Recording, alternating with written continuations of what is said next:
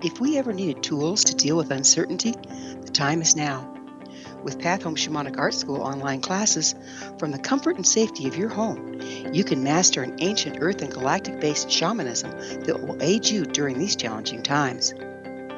The cornerstone of all shamanic practice is an altered state of consciousness known as a journey trance.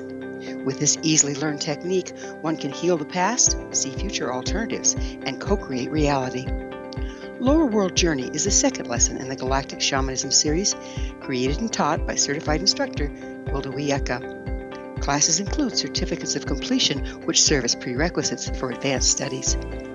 Don't wait to empower your life. Visit findyourpathhome.com to get your class today. That's findyourpathhome.com.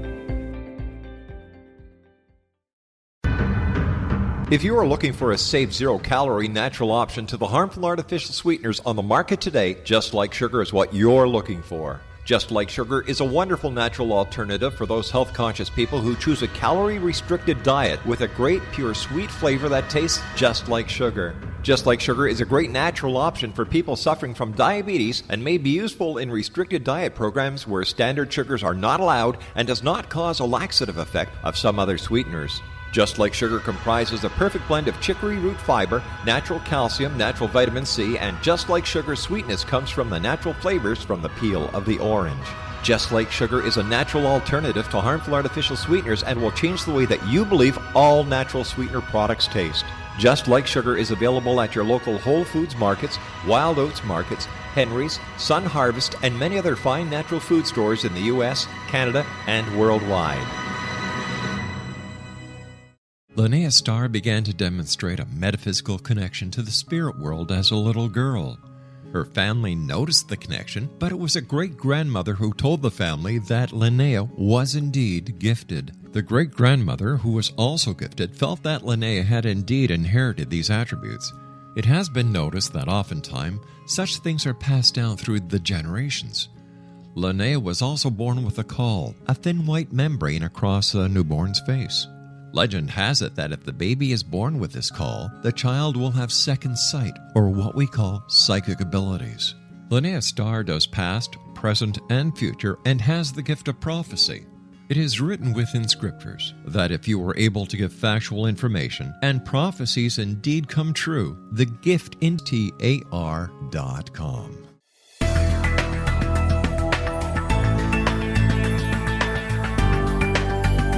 Do you think you have energy problems in your home? Do you feel better when you're away than when you're home? Joey Korn is a global leader in the world of dowsing who specializes in personal energy clearing and space clearing. He can help you create an ideal energy environment in your home no matter where you live in the world. Learn about his remote spiritual house cleaning services and much more at www.dowsers.com.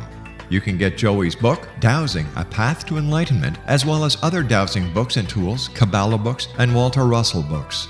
Joey's work is really amazing. Go to dowsers.com right now. That's DOWSERS.com or call 1-877-DOWSING. That's 1-877-369-7464.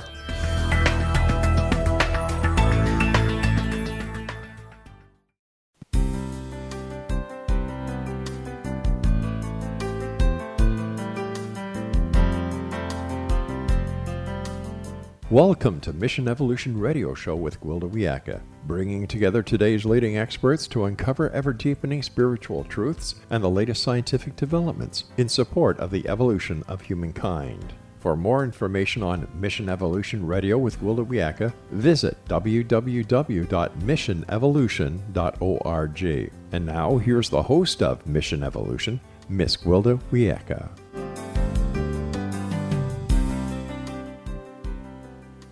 Hello, my visionary friends, and thank you for joining me, Wilda Wieka, on another exciting adventure into future possibilities. This is Mission Evolution, where we share innovative thoughts and information with today's leading esoteric and scientific experts supporting the co-creation of a better tomorrow. You, my treasured audience, are a very important part of this discussion. Email info@missionevolution.org with any comments or questions. We'll address them on the very next show. So sit back, take notes, and enjoy. This hour we'll be exploring lost children, Evolution of Foster Care. It's been said that you can measure the health of a society by the way they treat their children. Historically, either the parents or extended family would see to the care of offspring. Yet, according to the most recent federal data, there are currently more than 400,000 children in foster care in the United States alone, a number which does not include the children who simply disappear. This is a staggering figure. It would indicate we are failing as a society. What happens to these traumatized children? What provision is available for them to recover and become responsible, loving parents themselves? Clearly, some evolutionary approach and solutions are in order. With us this hour to explore the challenges faced by many of today's children is Dr. John DeGarmo. He's the author of several foster care books, including his latest, The Little Book of Foster Care Wisdom, 365 Days of Inspiration and Encouragement for Foster Care Families, and the best-selling book, Faith in Foster Care, and the Foster Care Children's book, A Different Home, a new foster child's story. He's the director of the Foster Care Institute and acts as a consultant to foster care and legal agencies across the U.S. Dr. John is an informative trainer on foster care systems and travels extensively across the globe, meeting with foster parents, child welfare workers, churches, schools, and organizations. His website, drjohndegarmofostercare.com. John, on behalf of our listeners and myself, thanks for joining us on Mission Evolution. Oh, my pleasure. Thank you for the opportunity. What's your educational background? Oh, goodness gracious. My kids would say way too much school, to be honest with you. I never really considered pursuing my doctorate in foster care studies. It wasn't until I had children in my home, placed in my home from the foster care system, that I recognized as a teacher that so many children in foster care were falling through the cracks, falling through the school systems, and something needed to be done. So I focused on how do you bring together teachers, foster parents, and caseworkers all together to make sure that children in foster care do not fall through those cracks, so to speak. 55% of kids in foster care will drop out of school, will not graduate. So your doctorate is in foster care? Well, I have an it's more of an educational studies, but the focus certainly was on foster care. Yes. Okay, so how did you become interested in foster care in the first place? Well, the death of our first child years and years ago led my wife and I to wanting to help other children. And when I was teaching in a very, very rural school setting in Georgia, I saw so many kids coming through my classroom that had issues of attendance, had issues of academics, had issues of behavior. And I asked myself, what's happening? What is going on in this small rural town? And then I met many of their birth parents, and I recognized that it really started in the home. So a lot of discussion with my wife about, we lost our first child. How can we help others? And that led to foster parenting. So, as a foster parent, how many children have you fostered? Over 60 children have come through my home. Oh, my goodness. What are the challenges of raising foster children? Where do you start? I want to tell you it's been the hardest thing I've ever done. The most rewarding thing I've done, but the hardest thing I've ever done. So many people say to me, Dr. John, I couldn't do what you do. It would hurt too much to give the kids back. That's part of the struggle. That's to be sure. When a child comes into our home, they need stability and they need security. But what they need more than anything else is for someone to love them with all of their heart. We might be the first person who's ever loved them. Like a family member. So when they do leave, yeah, it's like losing a member of your child, or a member of your family, like losing a child member, and your heart breaks. And foster parents experience feelings of grief and loss when a child leaves, for whatever reason it might be. There's also the challenge of when a child's placed in your home, they're filled with a great deal of anxiety. There is that misconception that when a child's placed into a foster care setting, the child is happy to be there, happy to be away from that abusive, harmful, neglectful environment. That's anything but the truth. When a child is placed in my home or any other foster care home, they're filled with questions such as, why am I here? When do I go home? Did I do something wrong? Yeah, that's the big one, isn't it? Did I do something wrong that I got thrown away? Right. Do my parents not love me anymore? Who are these strange people? How long will I be here? So they're filled with a great deal of anxiety those first few nights, and they don't trust us, and they shouldn't. That's challenging to be sure. And then, of How course, old are these children that you've fostered? oh, I've What's had the children range?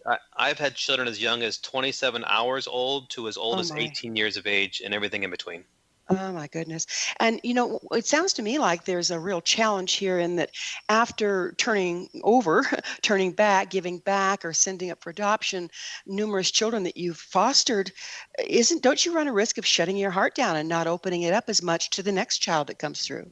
Very true. Very true. Compassion fatigue, secondary traumatic stress is very real for foster parents, and that's it's very hard. Yes, but when that phone call comes and there's another child out there uh, that needs a home, it's hard to say no to that child. And that broken heart, I think, is a gift to the child. I might be the first person who's ever cried for that child. I might be the first person who's ever had that heartbreak for the child. So I'm giving that child the gift of love, the gift of a broken heart. So hopefully that feeling of love will stay with the child for the rest of their life. They'll know that for a time in their life, and maybe the only time in their life, somebody loved them. So how do you balance that with staying healthy and balanced yourself?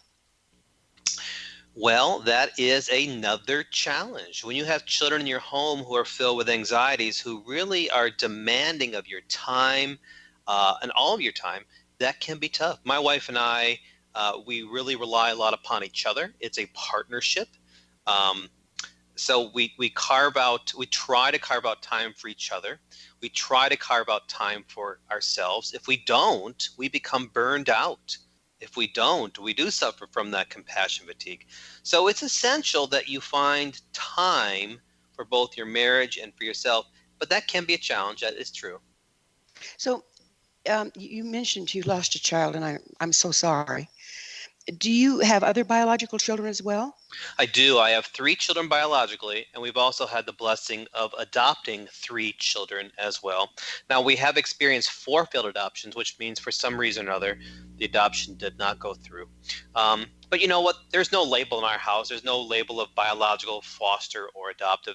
We consider them all family members. How do they consider themselves? I mean, there's got to be some kind of an adjustment going for them there.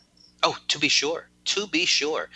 As I said earlier, they're filled with anxiety coming to our home. So it takes them time to recognize that they're in an environment of safety. They're in an environment of stability, consistency, of love, that they're not going to be hurt. They're not going to be abused, whether it's physically, sexually, verbally, emotionally. So, yeah, that takes time, yes. Um, but, we treat them as family members. We don't label them and we don't treat them any differently. Are there different ways of raising them? To be sure, because these children do need various forms of counseling, various forms of therapy. There are issues of attachment, there are issues of trust. But, these kids need what they need most is time and compassion and patience.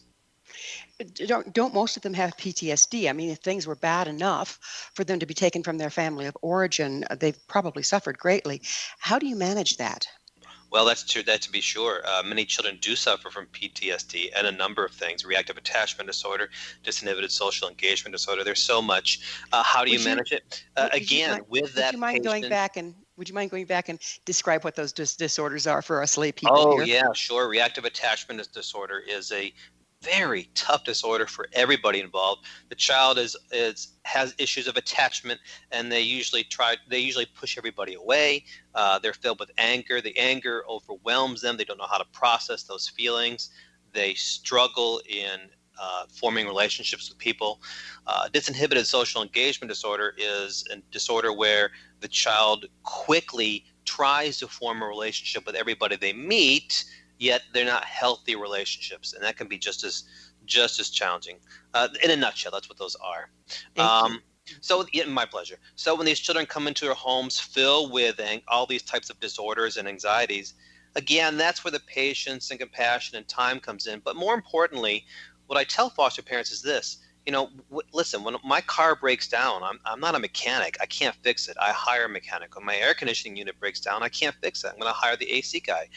I have to recognize as a foster parent that I can't fix everything either. So we have to, as foster parents, we have to partner with professional therapists and counselors to get these children the important, needed resources and therapeutical services they do need. Yeah, there's no replacement for somebody that has a professional viewpoint on how to deal with this. We're going to need to take a commercial break. On the other side, I'd like to discuss how do you know when it's time to take a foster child to a professional. So we will take this commercial break, and John and I will return shortly. So don't go away. You're listening to Mission Evolution, coming to you on the X Zone Broadcast Network, www.xzbn.net. We will be back. You stay right there.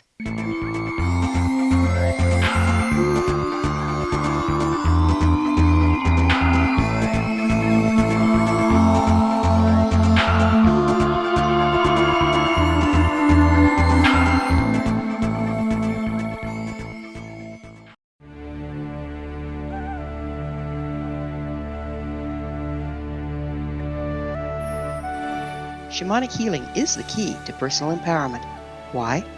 All four levels of our being, physical, emotional, mental, and spiritual, must be addressed for us to enjoy balanced, healthy, abundant lives. Yet there are few provisions for spiritual or energetic healing. Shamanism, found at the root of all cultures, is a very effective spiritual healing modality. To find quality shamanic healing you can trust, regardless of where you live, look no further than Find Your Path Home long-distance shamanic healing program. All Path Home long-distance healing practitioners have been trained and certified through Path Home Shamanic Art School. Change your life. Live abundantly. Schedule a long-distance shamanic healing session with Wilda Wieka or one of her quality practitioners today at findyourpathhome.com.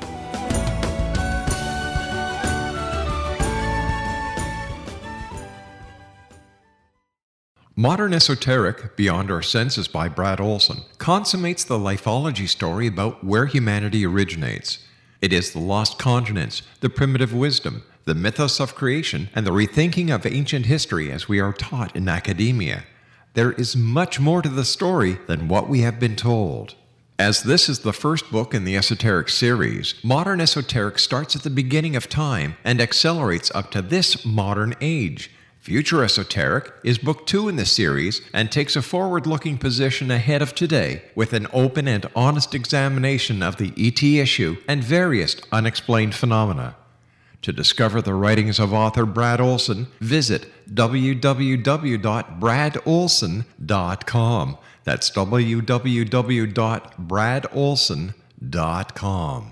The new nonfiction book, Razor of Madness, is similar to cult movies like Clockwork Orange, Dragon's Tattoo, or The Other Side of Hell. Wayne Morin Jr. and Thomas Lee Howe will expose widespread and systematic deficiencies in this thought-provoking tell-all novel. Mind control rages among scholars in law schools. Human rights are ignored while thought reform and mental manipulation are accepted practices used as behavior modification. Dr. Louis Jolyon West comes to mind. Media and public scrutiny shows that United States mental hospitals are in fact destructive murder industries.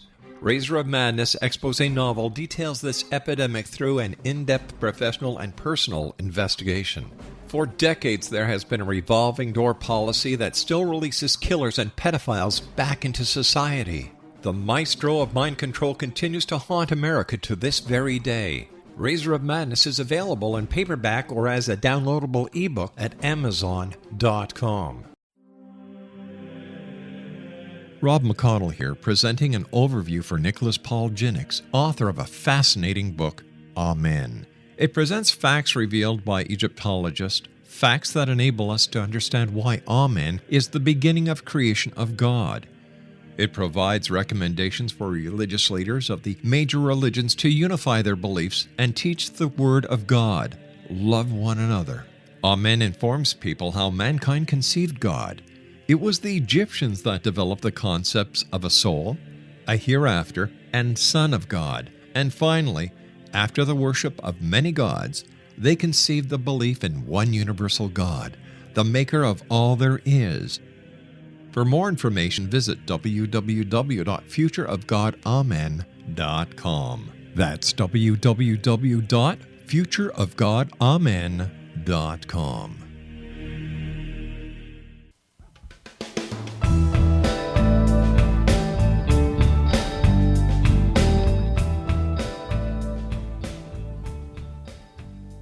Hello again. This is Mission Evolution, missionevolution.org, dedicated to unification and evolution of consciousness.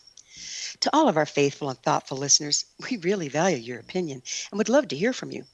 What do you think about the challenges our children are facing today? Email me at info@missionevolution.org and give me your thoughts or questions so we can all share them on the next show. This in from a member of our audience regarding the episode entitled Creative Aging in a World of Upheaval. RL shares, I have to admit being disappointed that the best advice your guest had on preparing for retirement in the face of the current economic challenges was basically hide and watch. Do you plan on having someone else on to discuss our options soon? Thanks for your input, LR. I'll see who we can find to further explore the topic. With us this hour discussing the many challenges faced by our children today is Dr. John DeGarmo. His website, drjohndegamaro.fostercare.com. John, we were just getting into when is it time to seek professional help in helping a foster child adapt. And I would also like to look into how do you keep them from feeling like there's something wrong with them or the other children feeling like they're getting preferential treatment in the process. No, those are great questions. To begin with, children in foster care are going to suffer from a number of anxieties, including the anxiety to be placed in a foster care home. It's never really too early to find a type of professional therapy or counseling session for these children. They will need counseling. And sometimes my wife and I will attend counseling sessions with the children as well, type of a family type therapy or family counseling sessions just to support the child. So again, it's really never too early to begin counseling sessions for that child. On another topic, how do you know when one of the children you're fostering is right to adopt for your family? Well, as I mentioned, we've had we've adopted 3 children, and we've experienced 4 failed adoptions. The adoption process is not one that. What's a failed adoption exactly? Well, we tried to adopt 4 other children, and for some reason the adoption did not go through. They moved with birth parents or biological family members, and those all ended in tragic situations. It's quite common for foster parents to experience what is known as a failed adoption. The adoption process is on track, and then some reason is derailed, and many times it can lead to a very unfortunate situation. And further trauma for the child, no doubt. Yes, as well as the foster parents, and that's how you lose good foster parents as well, because when they experience heartbreak after heartbreak after heartbreak, so many of them say, hey, this is too tough for me. I can't do this anymore. Mm-hmm. I can certainly understand that. I personally adore children. I'd try to adopt them all, and that wouldn't necessarily be the right way to go. So back to the question that I interrupted you on. How do you know when the child it's right for you to adopt a foster child? Well, first of all, let's look at how the adoption process works. So a child is placed into foster care, and the birth parents or biological family members have a certain amount of time, depending upon the state and depending upon the case. They have a certain amount of time to work their reunification plan. Reunification is when the child is reunified with the family, biological family. And the birth parents may have to take parenting classes or show proof of income stability, housing stability, free from drugs and alcohol, a number of things. And if that should not work out according to that time frame or even extended time frame, then the court may rule for TPR, termination of parental rights. At that time, when the parental rights have been terminated, many times the agency will look for another biological family member, a grandparent, a cousin, aunt, uncle, older sibling, whatever it might be, in the surrounding area, maybe the state, perhaps even nationwide, to see if they wish to adopt the child. And if that should not come to fruition, then the foster parents have the option to adopt the child. So you can see it's quite a lengthy process.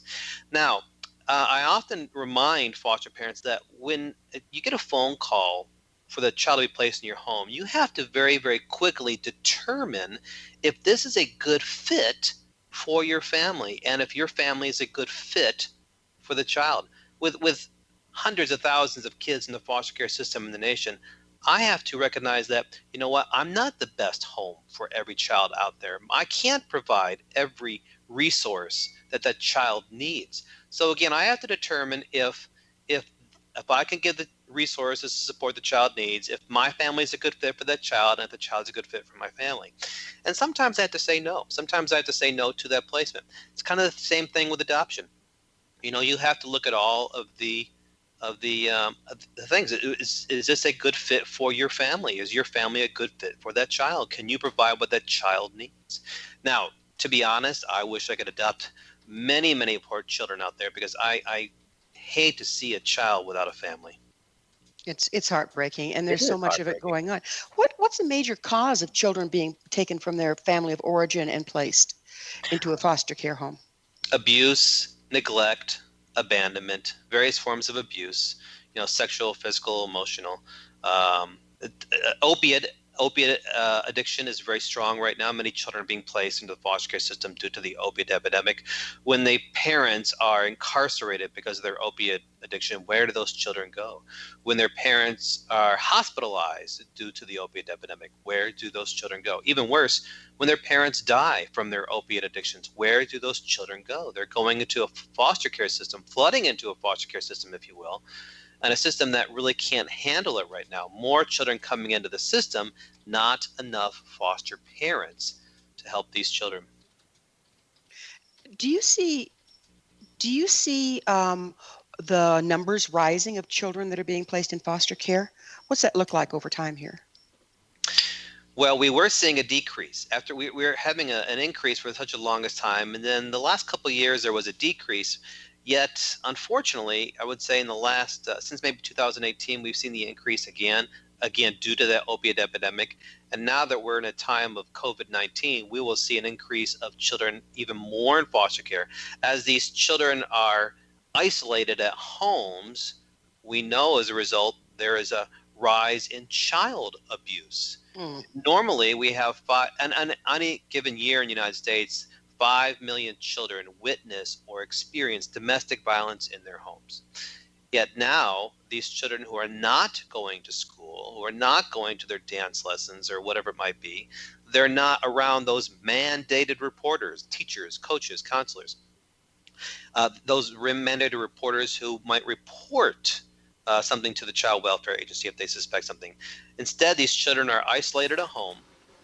They're in an environment where there is high anxiety, and as a result, there's a rise in child abuse. Unfortunately, it's not being reported, again, due to that lack of mandated reporter. But I firmly believe that when the doors to the world open up, we will see an increase of children in need of foster homes. Do people, families outside of foster care people, what kind of adoption provision is there, and what percentage of these children that are adopted outside of family members are picked up by families that are looking for children that aren't necessarily foster parents? Well, you have thousands of children in the foster care system who are never adopted. Unfortunately, what happens to them is they age out of the system at 18 or 21 years of age, whatever it might be. And those statistics are grim. 55% will drop out of school. 65% will end up homeless. 75% will end up incarcerated. And like so many of them, will start over for their next generation. There are many, though, who will adopt outside of the foster care system, even outside of the United States. I know many who have done so. And that can be a challenge as well. What many don't understand is post-adoption depression is a very, very real disorder or anxiety, if you will, for not only the child, but also for the adoptive parent. Do you think that's because people put an undue, then I'll be okay. Once I get adopted, then I'll be okay. Once I have a child, then I'll be okay. And it doesn't really solve all the problems. Absolutely right, to be sure. For the child, there may be issues of identity. There may be issues of guilt. They may feel that have guilt because they feel that they are betraying their biological family member. It's also the end of a chapter in their life, and that may be hard for them to address as well. For the adoptive parent, there might be feelings of guilt because the attachment or bonding did not happen as quickly as they would have liked. For others, it might be issues of previous trauma or anxiety in their life that they never resolved, and they felt that they could help the adoptive child. Or there might be issues of infertility, past issues of infertility that were never addressed as well. And those can leave their scars. Oh, yes, to be sure, to be Yeah. sure. How do you balance the children's needs to belonging in your environment with embracing the possibility another family may adopt them? Well, that is hard. That is hard. Again, when a child leaves a home, it is a time of heartbreak for many foster parents. But at the same time, I'm hopeful that I'm planting a seed in that child that will blossom into something much better.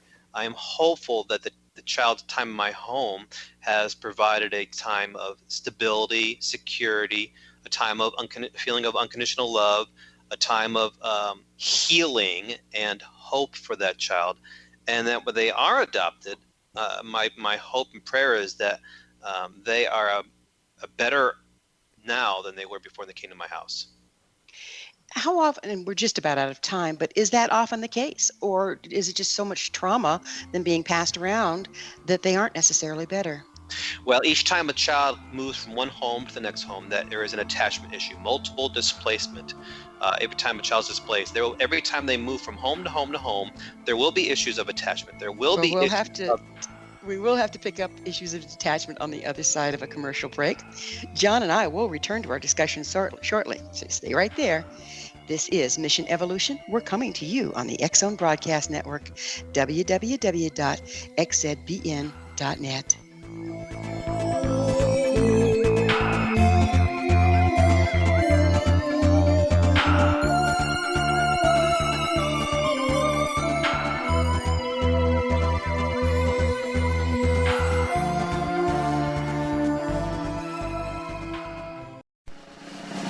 Introducing Just Like Sugar. Just Like Sugar is a wonderful natural zero-calorie sweetener alternative for those health-conscious people who choose a calorie-restricted diet with a great pure sweet flavor that tastes just like sugar. Just Like Sugar is a great natural option for people suffering from diabetes and may be used in restricted diet programs where standard sugars are not allowed and does not cause a laxative effect of some other sweeteners. Just Like Sugar enhanced composition is a source of natural dietary fiber obtained from the chicory root.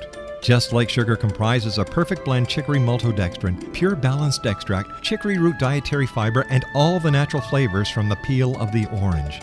Just Like Sugar is a natural alternative to harmful artificial sweeteners and will change the way that you believe all natural sweetener products taste.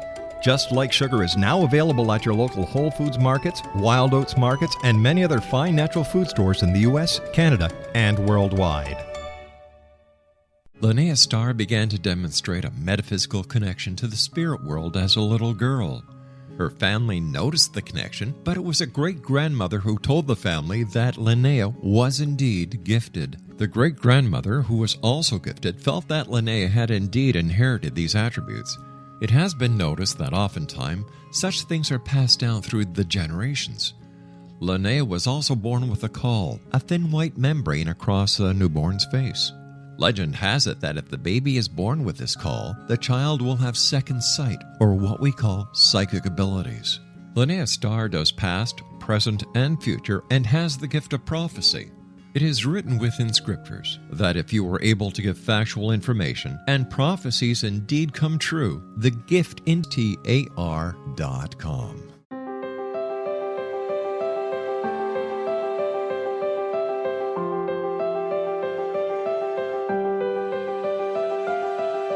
Mission Evolution is dedicated to the well-being of the planet and animals, as well as the evolution of humankind.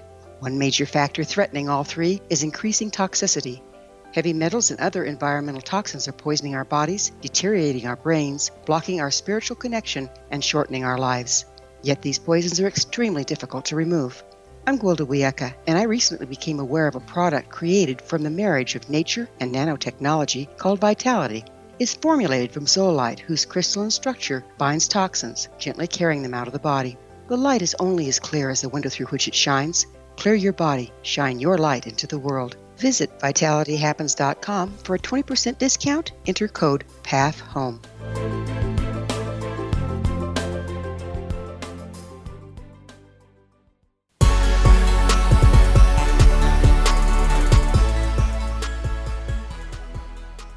Welcome back. This is Mission Evolution. Did you know our entire leading edge, information packed episode collection is available to listen or download with our compliments?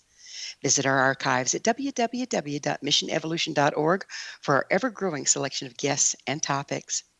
Our special guest this hour is Dr. John DeGarmo, speaking about children in foster care. His website, drjohndegarmofostercare.com. John, we were getting into detachment disorder, and the more frequently a child is moved around, the more of it they develop. Have you run into where you have a foster child in your home and it is just not working? And if so, how do you manage that? Oh, sure. I've had children come to my home who have been moved from one home to the next for several years. In fact, I had a child who was adopted by 3 separate families and abused during the course of 9 years, physical, sexual, emotional abuse. And then when she was 17, came to our house and had tremendous issues of trust, tremendous issues of attachment. And why should she not? Every family that had adopted her had abused her in some way, and to her, family meant abandonment. The word love meant abuse. It was very tough, very challenging. And, that was one of those instances. And I tell you, I had guilt for this for 2 years, but my wife and I had to make the very, very painful decision that we had to have her placed in an environment, in another environment, because what she was doing at that age, my own children were 10, 9, and 7 at the time. And this 17-year-old was really having not only a tough time, but she was bringing a lot of hostility into our home, a lot of negativity, placing her own children in harm's way, if you will, with her lifestyle. And that was a very hard decision for us to make, very hard. And again, I had guilt for that for 2 years. My head knew that we had to do this because of the safety for our own family. My heart felt that I had let her down. How many times or how frequent is it that children that have been abused tend to abuse younger children around them? Not very often at all. Not very often at all. What does happen though is they try to disrupt the placement by by testing those foster parents, so to speak. They're trying to test to see if we will if we will not abuse them, if we will not betray them. And there's that time frame where they test us, like all teenagers do, if you will. But very seldom will they abuse another child. That's good to know. How do you what's operating there that they have that level of compassion? Well, I know that most foster parents are trained to recognize those things, and when a child is placed into our home, it is consistent vigilance, constant observation, ensuring that they're not placed in such an environment or opportunity to do so. When a child is placed into my home, my wife and I are always in the same room with them at all times, unless, of course, they're sleeping.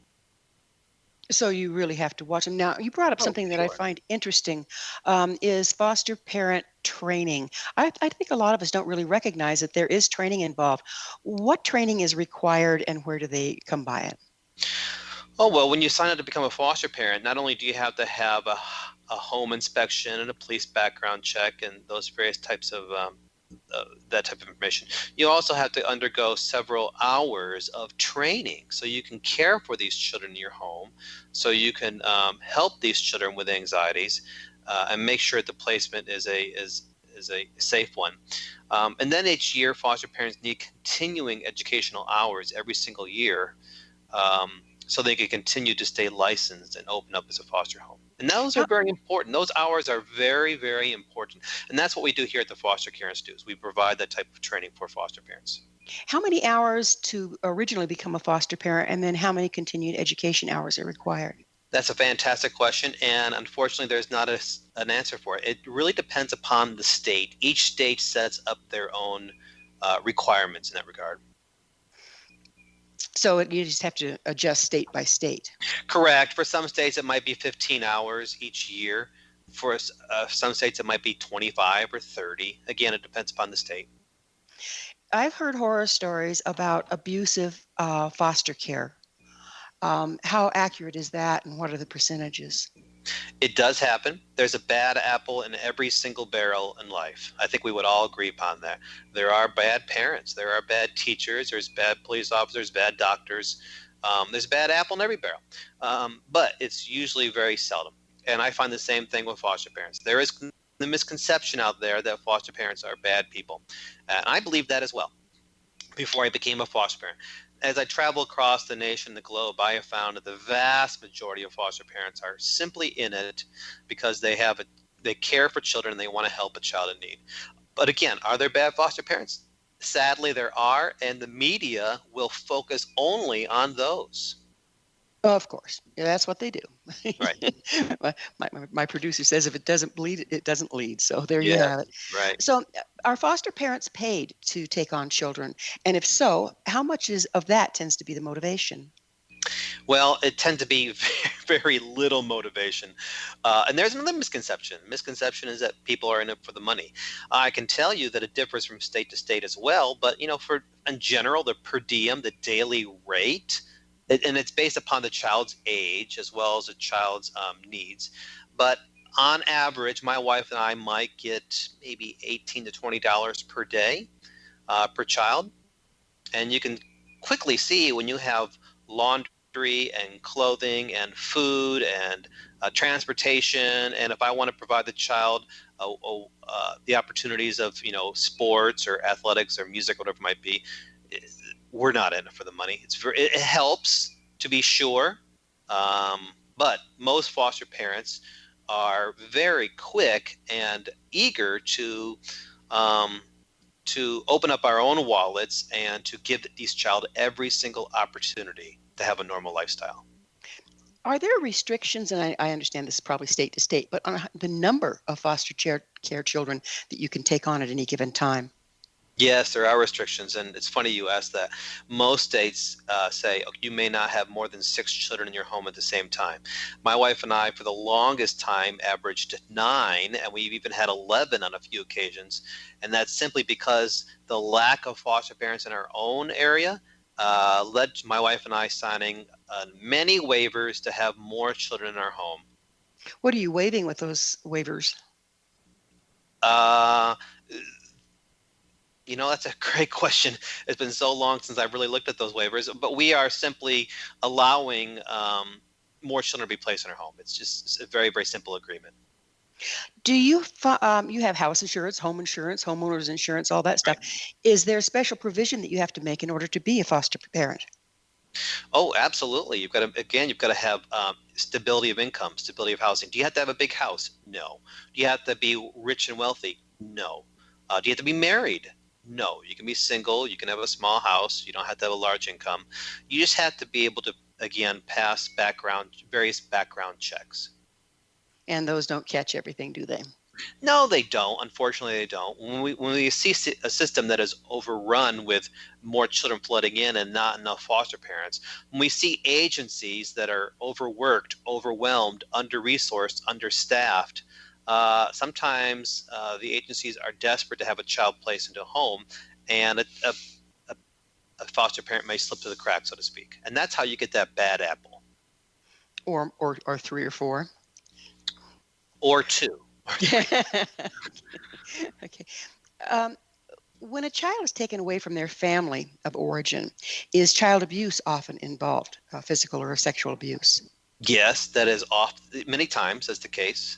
Again, it really depends upon the individual case, but yes, many times these children are coming to us with horrific stories of abuse. Oh my goodness, I could tell you stories that would really haunt your nightmares of children that have been placed in my home. And I tell you what, as a human being, it really frustrates me and angers me to see the levels of abuse that these innocent children experience. And as a person of faith, I have to remind myself that I can't judge these people who do these horrific crimes. So many of their parents are suffering from their own past trauma, their own past anxieties that were never resolved in some fashion. But yes, so many kids suffer incredible forms of abuse. And, at the same time, there are children who have been completely neglected. I've had some kids who have been as old as 7, 8, 9 years of age who can't read or write their own names, who have been completely neglected. I've had children who have been abandoned or homeless who come to live with me. So all kinds, unfortunately, all sad stories. So we know we've learned that children tend to parent as they were parented. How do you correct that so that they have an opportunity to become healthy, balanced parents, should they choose? Well, I embrace the fact that I am a role model to every child that comes in my home. I am a role model of what a healthy parent looks like. I'm the role model of what a father figure looks like. I'm the role model of what a husband, a loving husband looks like. And I recognize that the child in my home is watching and listening to me at all times. Everything I say and everything I do is an example of how to be a parent, a husband, a father figure to their children. I take that role very seriously. And I think all foster parents, I think all parents in general should do that. And there's lots of discussions. There's lots of discussions of right versus wrong. There's lots of discussions about choices and consequences. But I have to also recognize that for so many of these children who come to my home, they've never had a positive parental figure. They've never come from an environment where there were any rules or consequences. They come from an environment of tremendous instability. A lot of responsibility on you there. We're going to have to take another break, and we'll pick up on responsibility on the other side of this commercial break. John and I will be back shortly to continue our discussion, so don't you go away. This is Mission Evolution on the X Zone Broadcast Network, www.xzbn.net.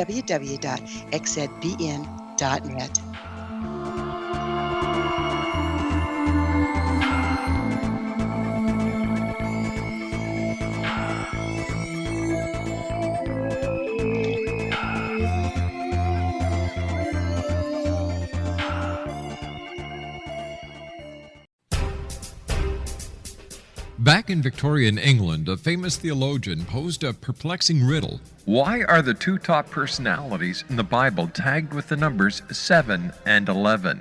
Academics agree the answer is found in the stunning discovery of a hitherto secret Bible structure explained in a new book called The Genesis Grid. The discovery is so simple that preschool children could illustrate it. Certain claims are hugely controversial and may offend some, but at the X Zone, we've studied this awesome new book and agree with one expert, and I quote, "These discoveries appear to be beyond coincidence." So who or what hid this wonderful pattern in the Bible, and what might they do next? Find out more, X Zone Nation, and read reviews on www.genesisgrid.co.uk. That's www.genesisgrid.co.uk.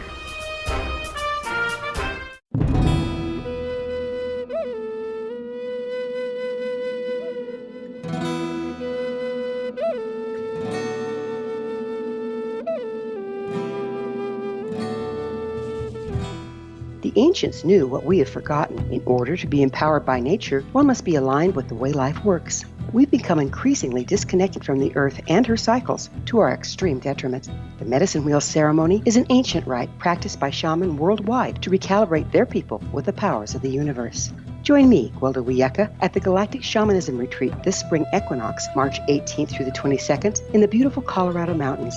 During this life-changing 3-day medicine wheel training, you'll learn to build and maintain your own cross-cultural shamanic medicine wheel to promote manifestation, health, and personal power. Empower yourself with the wisdom of the ancients. Contact Touch In at findyourpathhome.com or call 303-775-3431.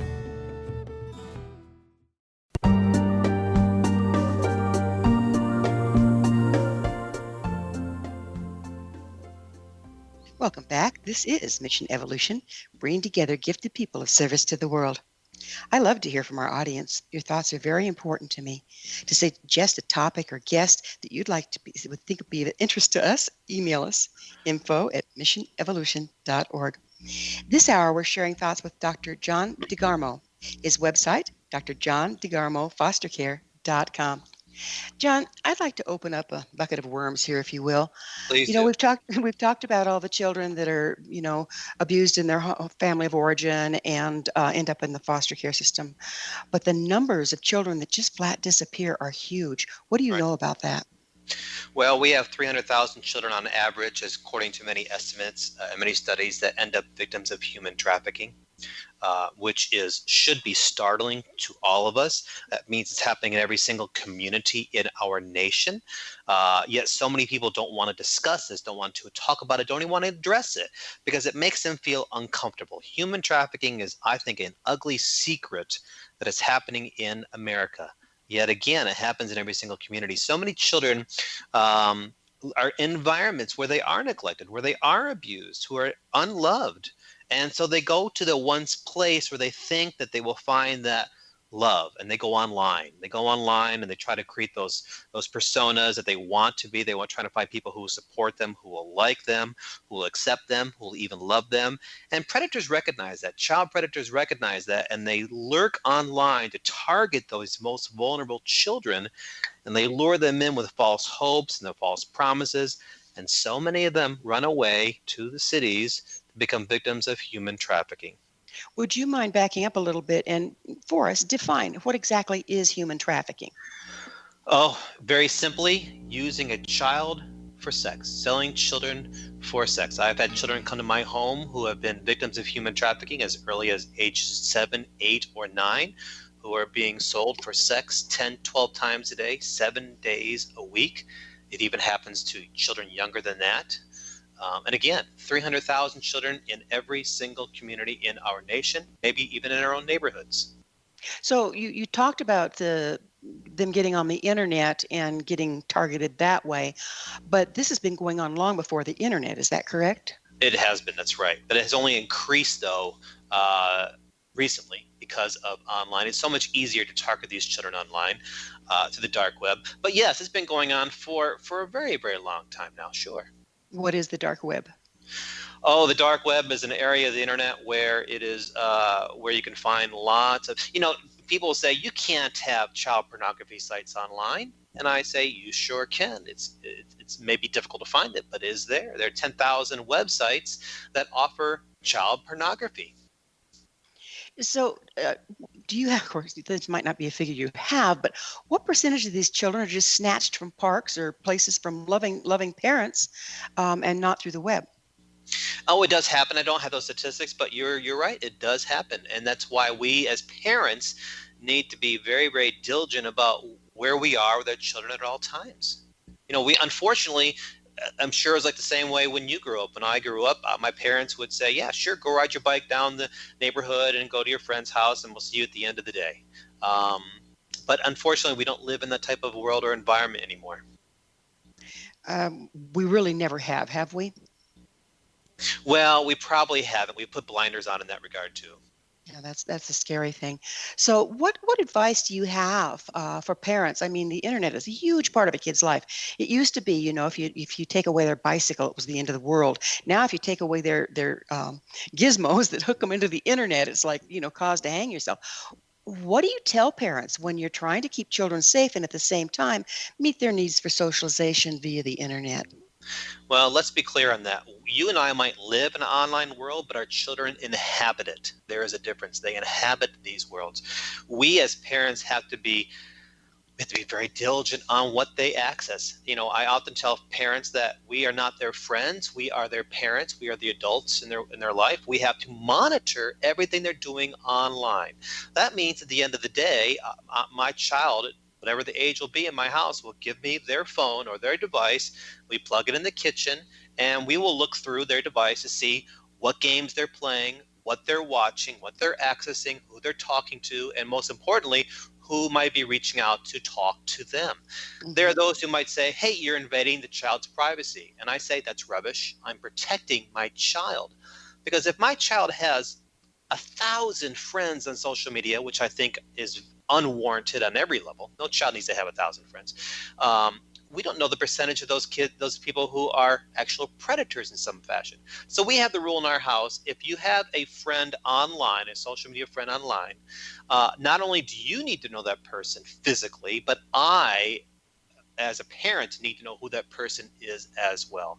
So it's constant diligence. It's looking over and see what they're playing, what they're watching, what they're accessing, who they're talking to. And it's not just day to day or week to week. Sometimes it's hour to hour. So these social media actually have predators that work in child trafficking as well? Oh my goodness, yes. Social media sites, gaming sites, chat rooms, absolutely. That's where today's predators are lurking.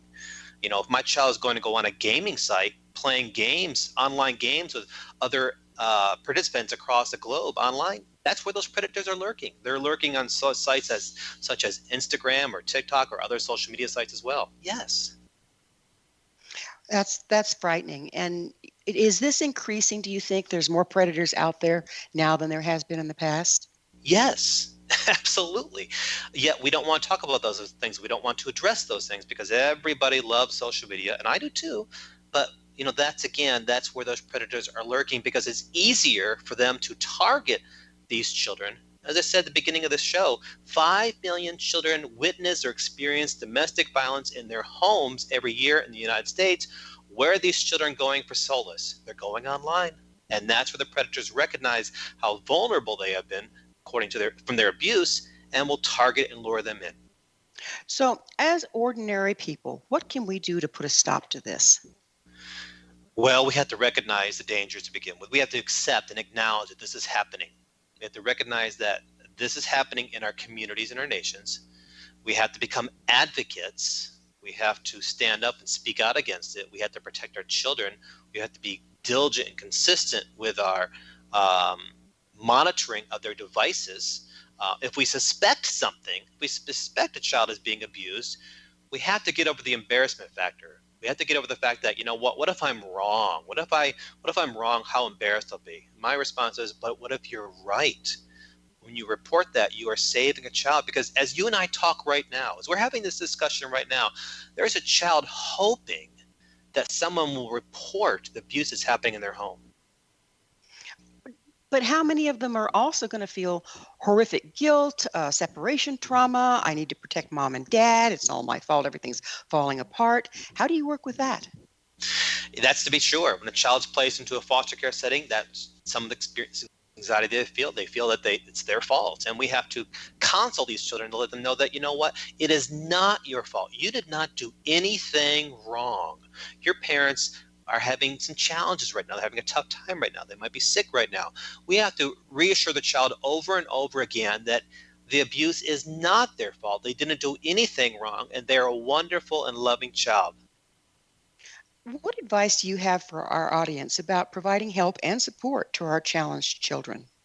Well, my advice is this. Not everybody can be a foster parent, but everybody can help a child in some way. There are so many ways that we can help the children in every single community without necessarily bringing these children into our homes, whether it's acting as a mentor or a tutor, whether it's providing a backpack filled with hygiene items, or school supplies for these children at the beginning of the school year, whether it's providing a brand new suitcase for that child placed into a foster care home, that child who comes to the home with their belongings in a black plastic bag, so that when they do leave the home for whatever reason, they can have a brand new suitcase to call their own. Those are just a few of the many, many ways that we as individuals can help children in crisis in our own communities. Do you see children that have been handed around, that have been abused, are more susceptible to trafficking and abuse than the child that has not? Absolutely. And again, that goes back to those issues of attachment, those issues of trust. Yes, the more they've been abused, the more they've been displaced, if you will. Every child wants to be loved. Every child seeks that out. And for some of them, they're seeking that out through and they trust those people who are giving them those false hopes, those false lies, those false promises, those traffickers. So that's how they may end up victims of human trafficking, because they're seeking it out. Again, every child wants to be loved. Every child wants to be loved. We have just a few minutes. Would you please share your vision for foster parenting in the future? Oh, sure. My vision is that foster parents get the support and resources they need. So many foster parents don't get that type of support because, again, child welfare agencies are under-resourced, understaffed, overwhelmed. My hope is that we as a society find the truth about foster parenting. We don't necessarily believe those myths and misconceptions out there. My hope is that foster parents will recognize how valuable that they are to these children. Beautiful. Well, unfortunately, we are out of time. John, thank you so much for coming on the show. My pleasure. Thank you for the opportunity. You bet. Our guest this hour has been Dr. John DeGarmo, author of several foster care books, including the new book, The Little Book of Foster Care Wisdom, 365 Days of Inspiration and Encouragement for Foster Care Families. He is the director of the Foster Care Institute and acts as a consultant to foster care agencies and legal agencies across the USA.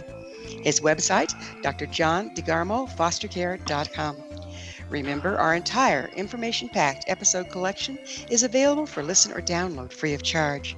Visit our archives at www.missionevolution.org for our ever-growing selection of guests and topics.